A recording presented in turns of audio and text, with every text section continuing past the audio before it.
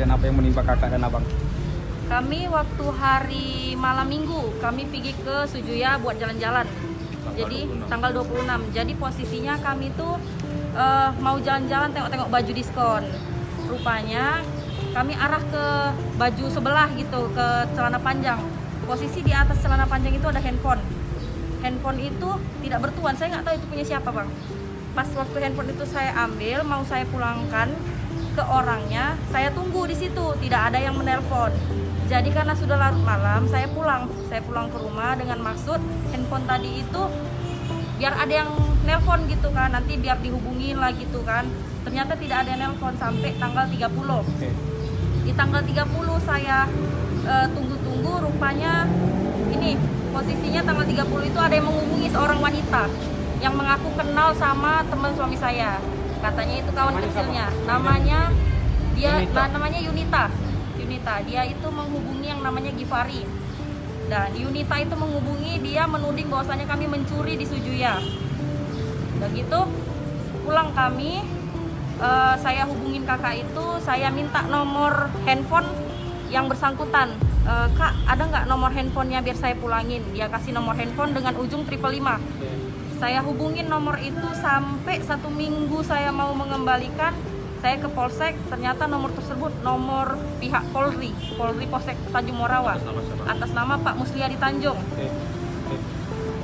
Ya sudah, selama saya 1 minggu itu chatan sama dia nggak ada bilang bahwasannya itu bukan handphone dia, tapi dia itu mengakunya handphone dia gitu.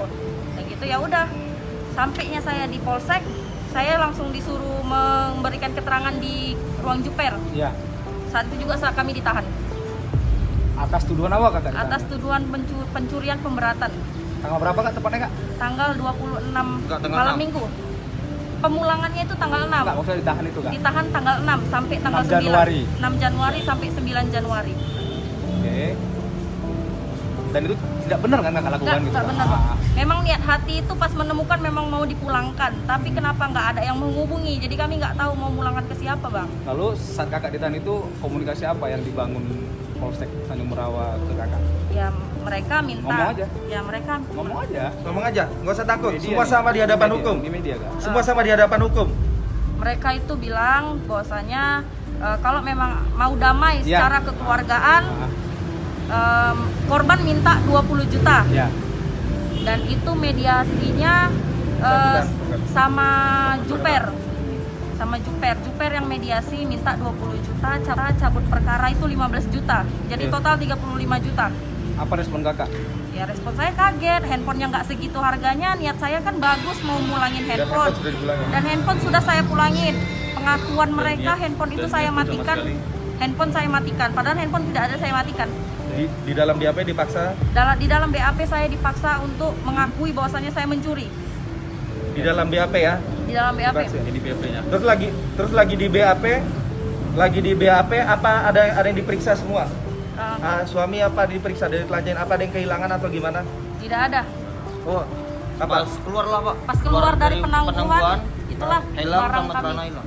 Oh, helm sama celana hilang. Yang dipergunakan Yang dipergunakan. Ya, yang pada saat digunakan. datang ke Polsek. Pas Ya, saat datang Datang Polsek. puasa kan pakai helm. Iya. Keluar penangguhan, Ya. saya tengok ke belakang parkiran, helm udah nggak ada. Helm nggak ada. Apa yang mau kakak sampaikan sama Kapolda atas perlakuan Polsek Tanjung Morawa terhadap kakak sama suami?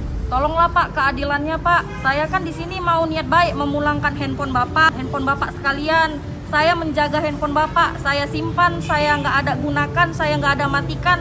Saya simpan, tolong Pak, keadilannya. Saya bukan mencuri. Kalau niat saya mencuri, itu kartu udah saya buang Pak. Dari awal saya dapat handphone itu mau saya pulangkan, tapi tidak ada yang menghubungi. Sampai tanggal 30.